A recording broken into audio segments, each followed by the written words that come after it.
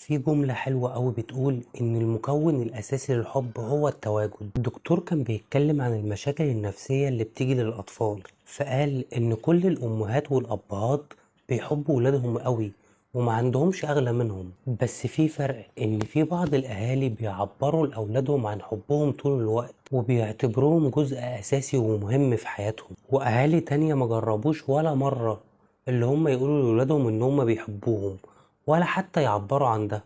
أفلاطون قال إن كل إنسان بيصبح شاعر لما قلبه يلمس الحب. مرة سألت بنت لو قدامك يوم واحد بس تقضيه مع باباكي هتعملي فيه إيه؟ قالت هقوله قد إيه أنا بحبه وهفضل أحكيله على كل حاجة حلوة فيه وأحضنه عشان يحس بكده، مع العلم بقى إن باباها متوفي. في حوار عن الجواز التقليدي، فبنت بتحكي عن جوزها بتقول انا زمان اتجوزته عشان هو شاب محترم بس ما كانش فيه بينا قصة حب ولا حاجة، بس بعد الجواز خلاني احبه.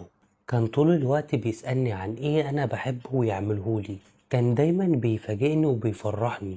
بتقول هو خلق الحب ما بينا لدرجة ان بقيت بحس ان انا بحبه من زمان قوي. انت عارف بجد المشاعر لو ما اتقالتش ما يبقاش ليها اي قيمة. في واحد بيقول عمرها ما قالت لي اللي هي بتحبني، بس لما كنا بنقعد في مكان واحد كل اللي قاعدين كانوا بيحلفوا انها بتحبني من غير ما يعرفوني ولا يعرفوها ولا يعرفوا حاجة عن علاقتي بيها. ما ينفعش خالص تكتفي انك تقول انا بحب اهلي وصحابي من غير ما تبين ده في تصرفاتك. ما ينفعش اكون بحب حد بس اهرب منه عشان المشاكل انه بقى حمل عليا. ما ينفعش اخبي على الناس حب ليهم وبعدين اجي ازعل انا بقى لما هم يكونوا فاكرين ان انا مش بحبهم. تعبيرك عن الحب ده هيفضل العامل الاساسي لحل اي مشاكل في حياتك، هيفضل سبب رئيسي مخليك حاسس بالراحة النفسية، وهتحس بالراحة النفسية ديت ناحية كل الناس اللي انت بتحبهم. عبروا عن حبكم لأهلكم وصحابكم قبل ما الوقت يعدي، وتتمنوا يوم واحد بس تقولوا فيه قد ايه انتوا كنتوا بتحبوهم.